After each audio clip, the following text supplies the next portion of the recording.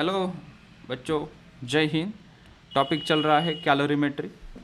Temperature difference के बाद हम अभी पढ़ते हैं what is exactly the meaning of thermometry और कैलोरीमेट्री, क्या स्टडी होगी। तो ये मेन कोर्स है इस टॉपिक का। पिछले हमने जो बात की थी टेम्परेचर स्केल जो है, this where like starters. Temperature scale का conversion one scale to another scale क्या होता है, और दो तीन बेसिक जो बातें हमने की थी, what is mean by heat and temperature. उसके बाद we are landed to the main course of this topic जिसका नाम है कैलोरीमेट्री और thermometry. It is nothing but the process of measure of heat exchange between the different substances. मतलब कोई substance given होगा, उसको अगर हम हीट सप्लाई करते हैं तो हम उसको कहेंगे कि हम डेल्टा क्यू।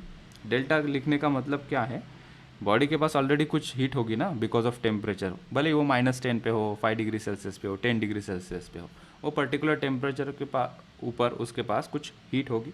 हम एडिशनल कुछ हीट सप्लाई कर रहे हैं, तो मतलब मैंने कितनी हीट इसकी बढ़ाई, that is delta Q. Heat supplied, अगर उसको कूल करते तो हीट रिमूव्ड भी कह सकते हैं। ओके, लेट्स से कि we are supplying the heat to the given mass of a substance. तो उसके पास अभी दो सिनारियो बन सकते हैं। एक तो इस सब्सटेंस का सिर्फ टेम्परेचर बढ़ जाए, 20 डिग्री सेल्सियस से 50 डिग्री सेल्सियस हो जाए, या हो सकता है कि उसका फेस चेंज हो जाए। फेस समझते हैं ना हम, कि अगर आइस से मेल्ट हो गया तो आइस का फेस चेंज हो जाएगा लिक्विड में, मतलब वाटर बन जाएगा आइस का, तो उसको कहेंगे हम फेस चेंज। या वाटर है, वाटर क्या हो जाएगा, वेपर बन जाएगा। हमने कहा कि वाटर का फेस चेंज हो गया वेपर में।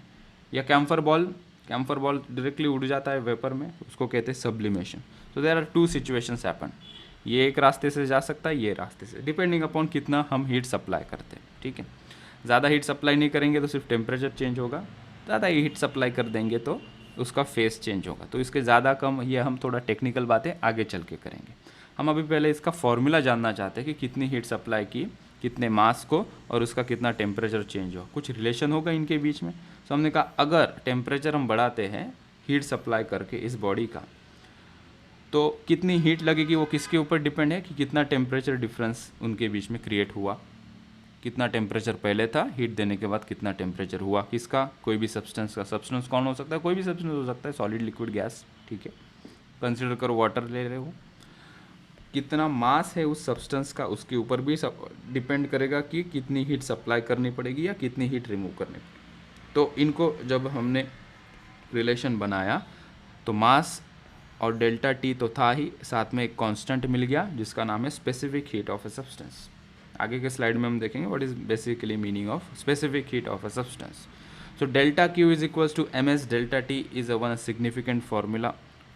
ये पहला ओरिजिनल फार्मूला हमें यहाँ से मिल गया। What is delta T, it is nothing but temperature difference. मतलब बॉडी अगर 20 डिग्री सेल्सियस पे थी, मैंने हीट किया, बॉडी का टेम्परेचर हो गया 50 डिग्री सेल्सियस, तो टेम्परेचर डिफरेंस कितना, 30 डिग्री सेल्सियस। 50 माइनस 20 करेंगे, 30 डिग्री सेल्सियस टेम्परेचर। ये हमेशा पॉजिटिव होता है, टेम्परेचर डिफरेंस निगेटिव नहीं लेते हैं। आगे चलते जानकारी लेते हैं हम स्पेसिफिक हीट का मतलब क्या है। यहाँ पे हम हेडिंग देते हैं स्पेसिफिकली, स्पेसिफिक हीट। ठीक है, स्कूल में भी हमने ये चीज़ पढ़ी थी, इसकी डेफिनेशन भी बहुत आसान है। पहले डेफिनेशन लिख लेते हैं। It is the amount of heat required to raise the temperature of unit mass of substance through 1 degree Celsius. Substance through या बाय 1 डिग्री सेल्सियस। ठीक है, सेल्सियस में डिफाइन करना पसंद किया हमने स्पेसिफिक हीट को। ठीक है, केल्विन में भी बता सकते हैं, तो 1 डिग्री केल्विन नहीं आएगा, we are defining for in degree Celsius scale, तो 1 डिग्री सेल्सियस ही हो गया। ठीक, so what is specific heat, कोई एक सब्सटेंस है, ठीक है, यूनिट मास का, मतलब मान लो कि 1 kg का है। ठीक है, पर्टिकुलरली हमने मेंशन किया यहाँ पे यूनिट मास का। अगर पर्टिकुलर लेट से 1 kg का सब्सटेंस मेरे पास है, उसका टेम्परेचर मुझे 1 डिग्री सेल्सियस से इंक्रीज़ करना है। ठीक है, तो कितनी हीट मुझे देनी पड़ेगी, उसको हम कहेंगे स्पेसिफिक हीट। अभी डिफरेंट सब्सटेंस होगा। 1 किलो का मेरे पास है मेटल, जैसे कि आयन है, 1 kg का आयन मेरे पास है एंड 1 kg का आइस मेरे पास है, ठीक है। मुझे बताओ क्या दोनों को सेम अमाउंट ऑफ हीट लगेगी क्या 1 डिग्री का टेम्परेचर बढ़ाने के लिए? नहीं, सब्सटेंस अलग हो गया। This is different substance, this is a different substance. तो इसके आइस के 1 kg का टेम्परेचर 1 डिग्री सेल्सियस बढ़ाने के लिए कम हीट लगेगी। अगर वही हम मेटल या कोई एल्यूमिनियम लेते हैं, उसके 1 kg के सब्सटेंस को 1 डिग्री सेल्सियस ज़्यादा हीट लगेगी, ठीक है। वो डिफाइन कैसे करोगे? वो कौन से क्वांटिटी से डिफाइन करेंगे? हम कहेंगे उसको, हम कहेंगे डिफाइन बाय स्पेसिफिक हीट, ठीक है। तो यहाँ पे वो एग्जांपल ही बना लेते हैं। लेट्स से ये एल्यूमिनियम लिया है हमने, एल्यूमिनियम 1 kg का, एंड 1 kg का हम यहाँ पे आइस लेते हैं।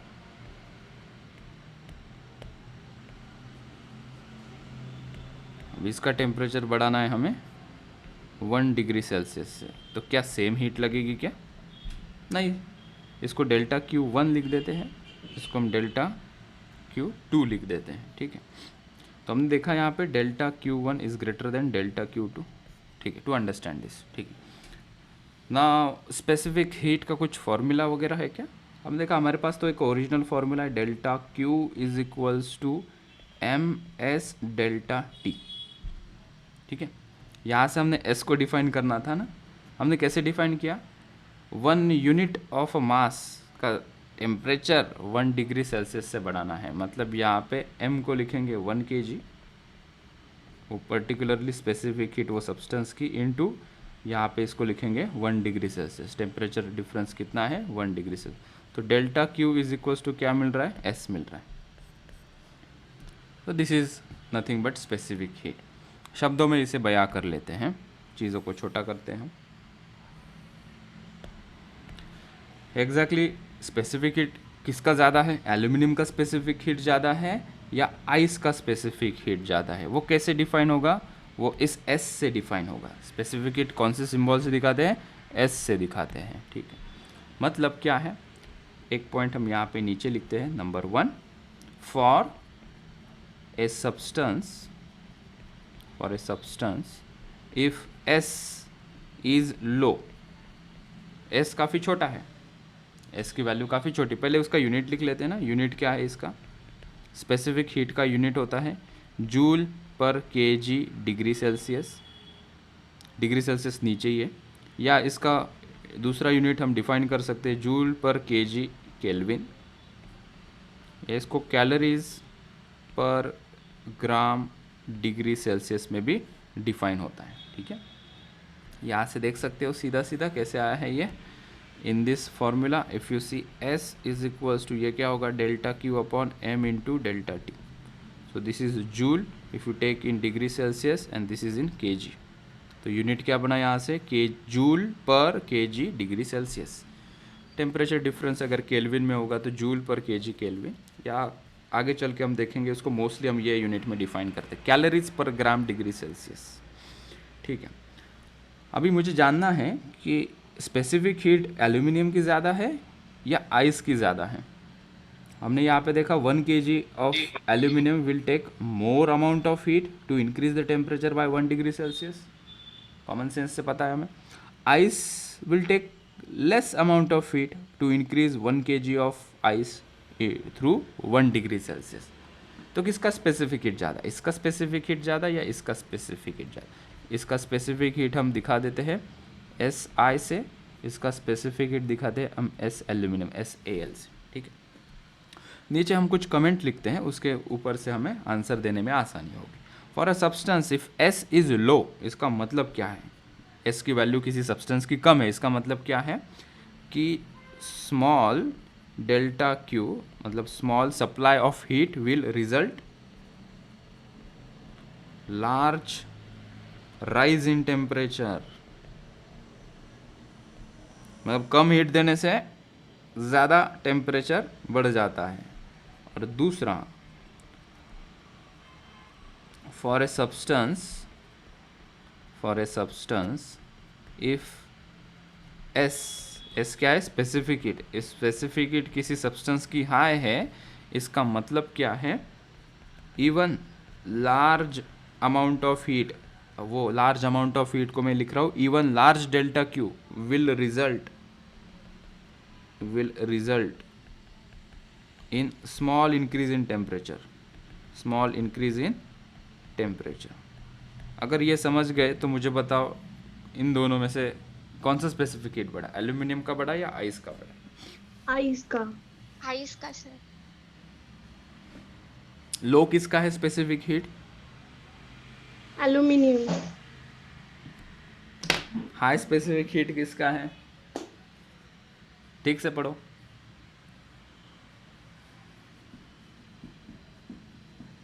कौन जल्दी टेम्परेचर बढ़, किसका टेम्परेचर जल्दी बढ़ रहा है, आइस का या एल्यूमिनियम का? सर एल्यूमिनियम का। अबे देखा हमने यहाँ पे, इसको थोड़ा सा हीट दिया हमने, मेल्ट हो गया। एल्यूमिनियम को मेल्ट करने के लिए बहुत ज़्यादा हीट देनी पड़ेगी, तब जाके एल्यूमिनियम मेल्ट होगा ना। अभी एस लो मतलब क्या है? कम हीट देने से ज़्यादा टेम्परेचर बढ़ गया। ये सिचुएशन किस में होगी, इसमें होगी या इसमें? एल्यूमिनियम में होगी या आइस में? आइस में। आइस में मतलब आइस का स्पेसिफिक हीट कैसा है? लो है। हाई स्पेसिफिक हीट का मतलब क्या है? इवन ज़्यादा हीट देने से भी टेम्परेचर नहीं बढ़ रहा है, ज़्यादा हीट देनी पड़ रही है तभी भी टेम्परेचर जल्दी नहीं बढ़ रहा। अगर वैसा होता तो जल्दी मेल्ट हो जाता है या इसका टेम्परेचर जल्दी बढ़ जाता। ठीक है। सो फॉर गिवन एग्जाम्पल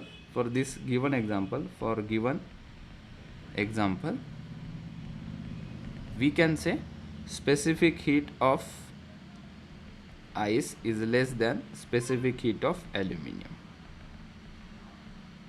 मतलब हमें एक क्लियर इंडिकेटर मिल गया ना, यहाँ से क्लियर इंडिकेटर मिल गया कि किस मटेरियल को कितनी हीट लगेगी, कितनी ज़्यादा हीट किसको लगती है, कितनी कम हीट किसको लगती है। तो बता दो किसकी स्पेसिफिक हीट कम। जिसकी स्पेसिफिक हीट कम वो जल्दी टेम्परेचर बढ़ जाता है, उस बॉडी का टेम्परेचर जल्दी इंक्रीज हो जाता है। जिस मटेरियल की स्पेसिफिक हीट ज़्यादा है, मतलब वो ज़्यादा हीट लेता है 1 डिग्री का टेम्परेचर बढ़ाने के लिए। ठीक है। अभी मैं कहूँ कि एल्यूमिनियम है और दूसरा वुड है, एक एल्यूमिनियम है और वुड है, बता सकते हो एल्यूमिनियम का स्पेसिफिक हीट ज़्यादा होगा या वुड का स्पेसिफिक हीट ज़्यादा होगा?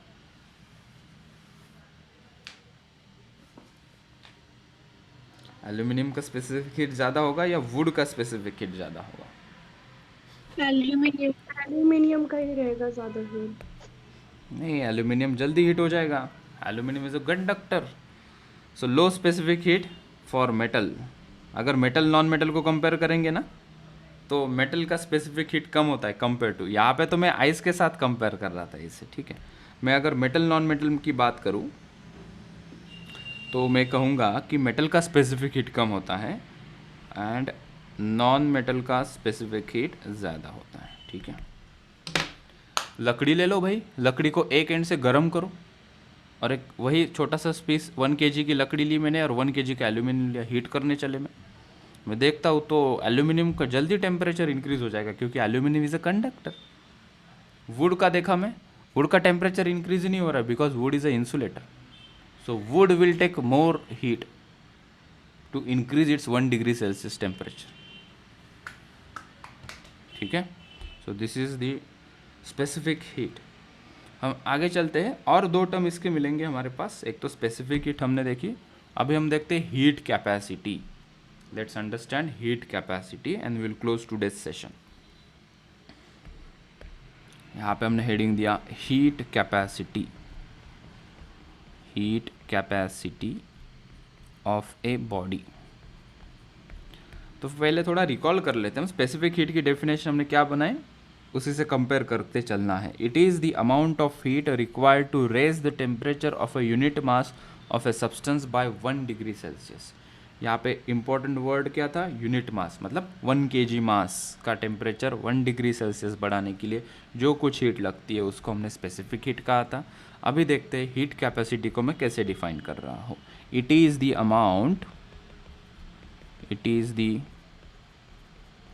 Amount of heat required to raise the temperature of a given body